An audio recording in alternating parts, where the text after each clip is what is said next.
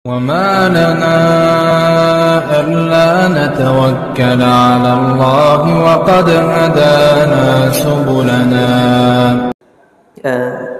Alhamdulillah jamaah sekalian yang dirahmati oleh Allah Subhanahu wa taala. Pada pertemuan sebelumnya kita telah membaca hadis Abu Ayyub Al-Ansari, Khalid ibn Zaid radhiyallahu an, salah seorang sahabat Nabi yang juga masih kerabat Nabi dari jalur nenek beliau, karena Abu Ayyub Al-Ansari dari kabilah Bani Najjar di Yathrib, yang mana hadis ini kemarin sudah kita baca bahwasanya ada seorang yang bertanya kepada Nabi SAW tentang amal perbuatan yang bisa memasukkan dirinya itu ke dalam surga dan menjauhkan dirinya dari api neraka. Maka Nabi SAW mewasiatkan untuk melakukan satu, ta'budullah, sembahlah Allah saja, ibadahilah Allah saja, wala tusyriku bihi syai'a, jangan sekutukan Allah dengan suatu apapun, wa tuqimus shalah, dan Anda senantiasa mendirikan salat, wa tu'tiyaz zakah, dan menunaikan zakat, dan yang kelima wa tasilur rahim, dan sambung silaturrahim. Al-hadis muttafaqun alaih. Jadi kelima hal ini yang menjadi pokok amal perbuatan yang paling dicintai oleh Allah Subhanahu wa taala. Yang pertama itu ibadah kepada Allah dan tidak menyekutukannya dengan suatu apapun. Ini tauhid yang menjadi kunci dari dan dasar dari semua amal ibadah yang lainnya. Adapun tanpa tauhid ini, yaitu tanpa keislaman seseorang, perbuatan-perbuatan baik seseorang itu tidak menjadikannya manfaat nanti di akhirat. Mereka yang belum masuk Islam, belum mentauhidkan Allah Subhanahu wa taala, tidak bermanfaat bagi mereka amal-amal perbuatan mereka, sebagaimana yang Allah Subhanahu wa taala kabarkan di dalam Al-Qur'an, wa qadimna ila ma 'amilu min 'amalin faja'alnahu haba'an mantsura. Kami hadapkan mereka, yaitu orang-orang kafir itu, terhadap apa? Terhadap amal-amal perbuatan yang sudah mereka lakukan ketika di dunia, dan kami jadikan amal-amal perbuatan tersebut haba'an mantsura, menjadi debu yang berterbangan. Nah, ini tadi dasar dari amal soleh, artinya tunaikan terlebih dahulu hak Allah Subhanahu wa taala, yang mana nanti ketika seorang hamba sudah menunaikan hak Allah Subhanahu wa taala, barulah ia nanti menjadi manfaat bagi dirinya segala amal perbuatan soleh yang lainnya. Nah, dari sekian amal soleh yang Allah tugaskan kepada hamba untuk dilakukan di muka bumi ini, wa tuqimus shalah, mendirikan salat. Nah, tentunya di dalam Al-Quran rincian dari mendirikan salat itu, waktunya kapan, jumlahnya berapa, rakaatnya berapa, tidak diperinci oleh Allah Subhanahu wa taala di dalam Al-Quran. Kita dapati peraturan-peraturan untuk salat ini ada pada sunnah Nabi Sallallahu Alaihi Wasallam. Nah, publik di tanah air kan beberapa pekan terakhir ini dihebohkan dengan pernyataan salah seorang tokoh pakar komunikasi, sebut aja ya namanya ya, Om Ade Armando itu. Dia ngomong di kitab Al-Quran itu tidak ada perintah salat 5 waktu. Rincian perintah salat 5 waktu tidak Allah Subhanahu wa taala cantumkan di dalam Al-Quran.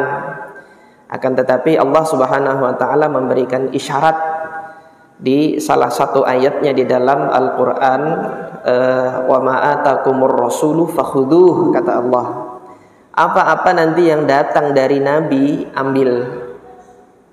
Maka ini isyarat perkara yang tidak dijelaskan di dalam Al-Quran secara rinci, penjelasannya ada di Rasulullah SAW. Maka dengan ini Sejatinya aturan sholat 5 waktu itu dalam Al-Quran ada,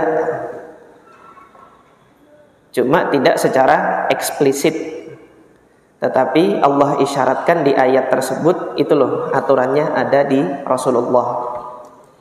Nah, yang seperti ini kalau antum sekalian melihat aturan-aturan di instansi-instansi manapun ya, bahkan aturan perundang-undangan di negara ini, kan nggak semua aturan itu nanti dicantumkan di 5 sila dasar negara kita toh. Undang-undang undang-undang perkawinan dicantumkan di Pancasila enggak? Kan tidak. Apa semuanya nanti dicantumkan di Undang-Undang Dasar batang tubuhnya, Undang-Undang Dasar 1945. Kan nanti ada turunan perundang-undangan. Setelah Undang-Undang Dasar ada turunan undang-undang. Di bawah undang-undang turunannya nanti peraturan pemerintah, peraturan presiden, kemudian di bawah lagi peraturan menteri. Demikian hierarki peraturan perundang-undangan di negara kita. Nah, maka Allah Subhanahu wa taala sudah mengajarkan yang seperti ini pula, bahwasanya di dalam Al-Qur'an perintah-perintah Allah Subhanahu wa taala diberikan secara global. Rincian-rincian penjelasannya itu ada pada Nabi sallallahu alaihi wasallam. Titahnya Allah Subhanahu wa taala untuk melihat penjelasannya itu pada diri Nabi sallallahu alaihi wasallam ada di beberapa ayat itu. Ada di beberapa ayat. Ketika Allah Subhanahu wa taala sudah mengabarkan bahwasanya Nabi Muhammad itu la yantiqu 'anil hawa in huwa illa wahyu yuha, bahwasanya Nabi sallallahu alaihi wasallam itu tidak mengucapkan kecuali tidak mengucapkan di atas dasar hawa nafsu. Wa ma yantiqu 'anil hawa in huwa illa wahyu yuha. Nabi SAW tidaklah mengucapkan dengan atas dasar hawa nafsu, akan tetapi yang diucapkan oleh Nabi Muhammad SAW adalah wahyu yang diwahyukan kepada beliau Sallallahu Alaihi Wasallam. Nah, aturan-aturannya kemudian kita dapati di situ, di penjelasannya Nabi Sallallahu Alaihi Wasallam, yaitu di sunnahnya. Nah, ini wa tuqimus shalah, itu tadi kan amal soleh yang menjadikan seseorang itu masuk ke dalam surga. Wa tu'tiyaz zakah.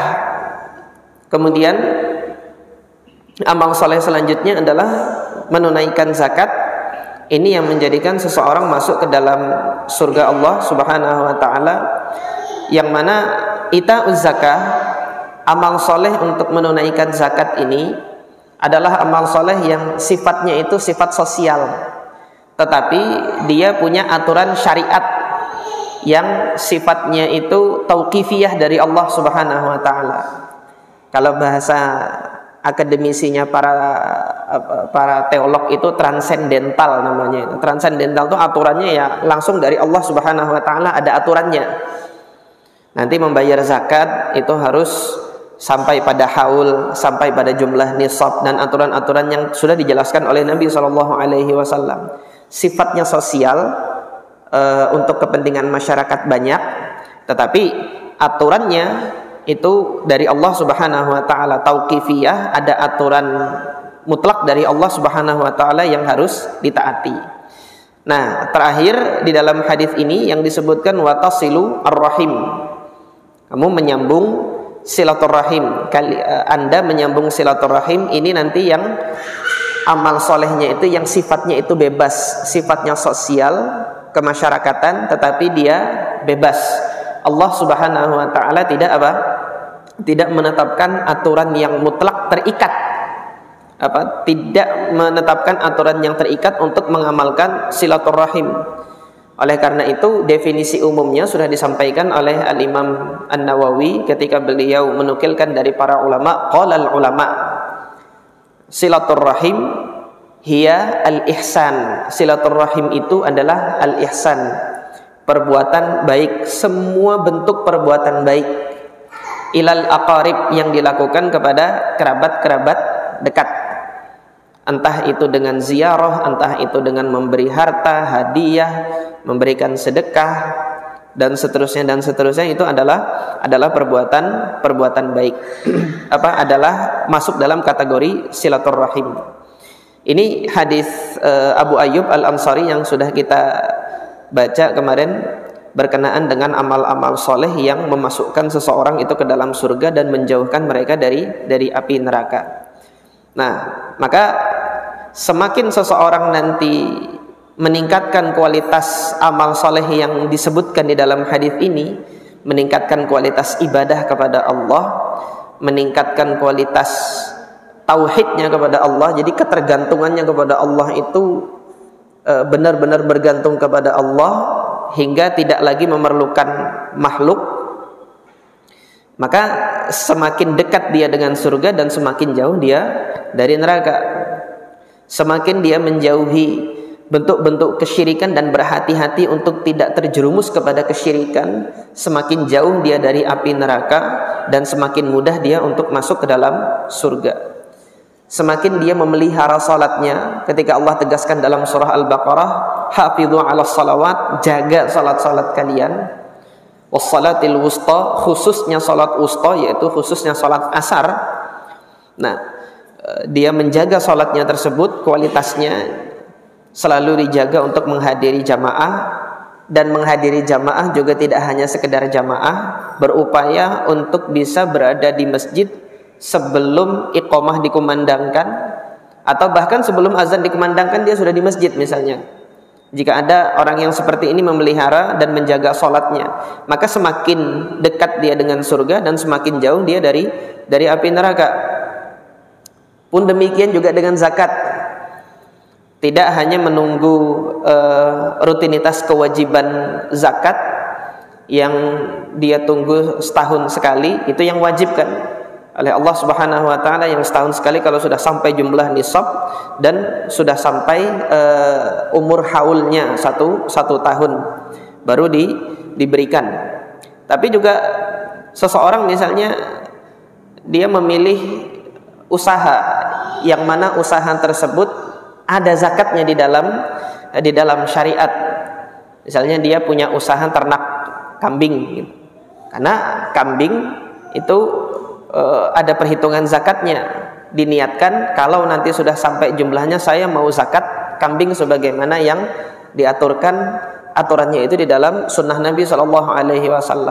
Maka ini semakin meningkatkan kualitas diri orang tersebut, dan mudah-mudahan Allah catat amal soleh tersebut sebagai sebab dia nanti masuk ke dalam surga dan dia dijauhkan dari api neraka. Demikian juga silaturahim. Sampai tingkat mana dia nanti menjaga silaturahimnya, menjalin silaturahimnya kepada siapapun. Kemarin sudah kita sampaikan bahwasanya silaturahim ini masih tetap wajib dilakukan meskipun dengan orang kafir sekalipun. Karena silaturahim itu adalah al-ihsan. Dia perbuatan baik. Berbuat baik itu tidak memandang golongan apapun, tetap kita lakukan meskipun terhadap orang kafir sekalipun. Akan tetapi dengan orang kafir yang kita tidak boleh apa? Loyalitas. Kita berwala dan barok, loyalitas dengan orang kafir ini yang kita tidak diperbolehkan. Memberikan kesetiaan kita kepada orang kafir ini yang tidak diperbolehkan. Jamaah sekalian yang dirahmati oleh Allah Subhanahu wa taala, kita melanjutkan pembacaan hadis yang setelahnya, yaitu hadis Salman ibn Amir ad-Dabbi radhiyallahu anhu. Qala al-Imam an-Nawawi rahimahullah an Salman ibn Amir radhiyallahu anhu anin Nabi sallallahu alaihi wasallam. Dari Salman ibn Amir radhiyallahu anhu dari Nabi sallallahu alaihi wasallam, Nabi sallallahu alaihi wasallam bersabda, "Idza aftara ahadukum," jika salah seorang dari kalian iftar, buka puasa, "falyuftir ala tamrin," hendaknya dia beriftar, membukanya itu dengan memakan kurma. Tamr itu kurma yang sudah dikeringkan, yang kuantitas airnya itu sudah dikurangi. Jadi kurma itu begitu matang kan kandungan airnya itu masih ada. Nah, dikeringkan hingga jumlah kandungan airnya itu berkurang. Ketika jumlah kandungan airnya itu sudah berkurang, maka dia akan lebih awet untuk disimpan dalam jangka waktu yang lebih lama. Ini hendaknya beriftar dengan tamar. Fa innahu barakah. Kenapa kok diperintahkan untuk iftar dengan tamar? Dalam hadis Salman ibn Amir ini, Nabi SAW menyebutkan fa innahu barakah, karena di dalam kurma itu ada keberkahan. Nah, sampai di sini ikhwas sekalian yang dirahmati oleh Allah Subhanahu wa taala, makanan-makanan yang oleh nas syariat itu disebutkan ada keberkahan-keberkahannya, hendaknya kita makan. Di sana itu tidak hanya halal dan tidak hanya thayyib, tetapi ada plus yang ketiga, mubarak, ada berkahnya.